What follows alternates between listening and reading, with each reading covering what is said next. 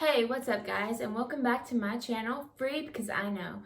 So I want to talk about idols and being content today. So there's so many idols in this world, and with the coronavirus going on, it's just so much more, you can just see it so much easier. Like all the idols that we have, especially here in the US. For starters, shopping or exercising. People freaking out or like being stir crazy because we don't have a gym or we can't go shopping, which is understandable, I get it.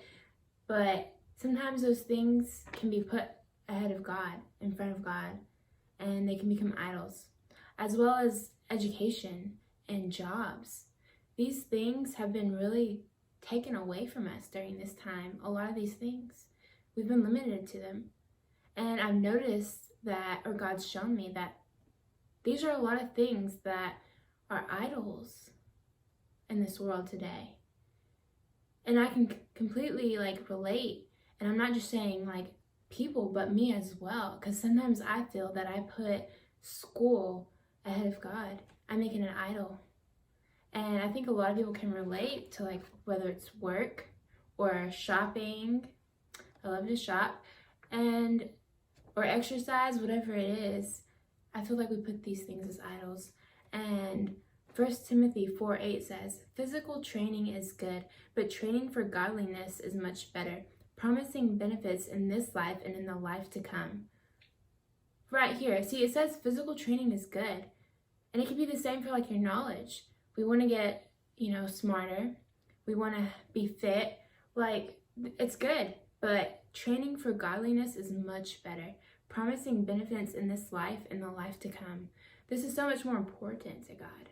Training, being godly, walking, following Him, walking in Him. It's just, we don't need to make these things an idol. The physical training doesn't need to become an idol. Exodus 20:3-5 says, "You must not have any other God but me. You must not make for yourself an idol of any kind or an image of anything in the heavens or on the earth or in the sea. You must not bow down to them or worship them, for I, the Lord your God, am a jealous God, who will not tolerate your affection for any other gods."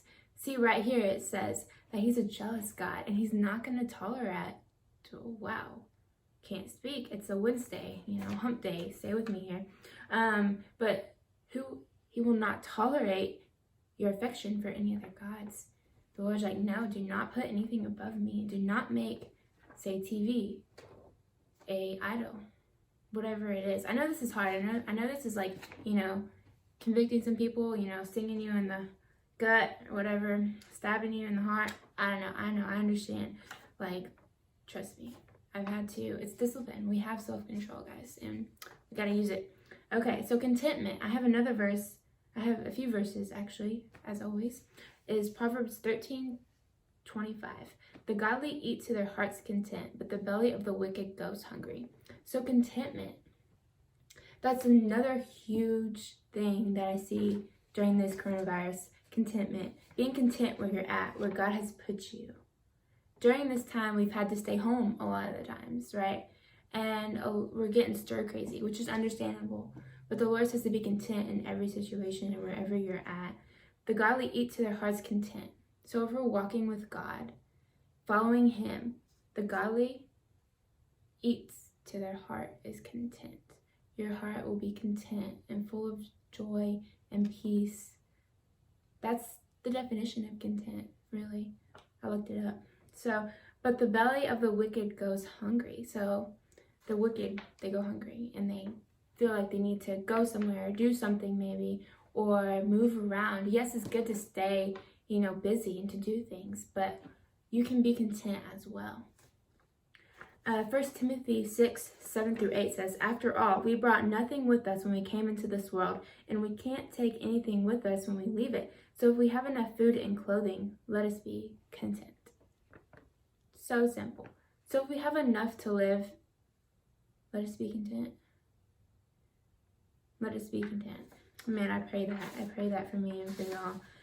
Philippians 4:11-13 says, "I am not saying this because I am in need." This is what Paul is saying. So he's saying, "I'm not saying this because I am in need, for I have learned to be content, whatever the circumstances." I love that. Whatever their circumstances, he's content.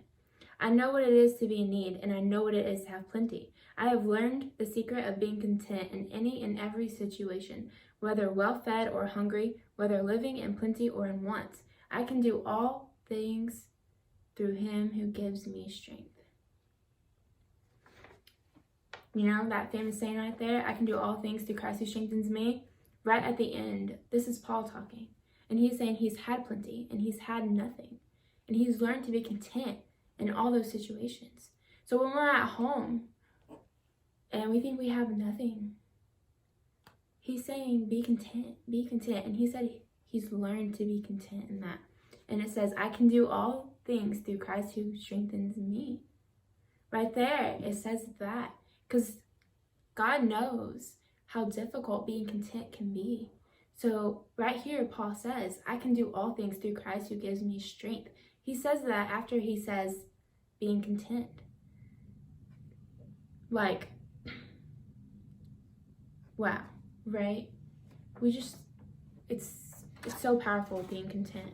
And you having your heart content, because it's peace. And God can give that to us, right? So I just wanted to share this with y'all, and I hope y'all enjoyed it. And check out my other videos. I'd really appreciate it, and just share this with everybody. I love doing this, and I appreciate y'all's views. Y'all are awesome. Thank you so much.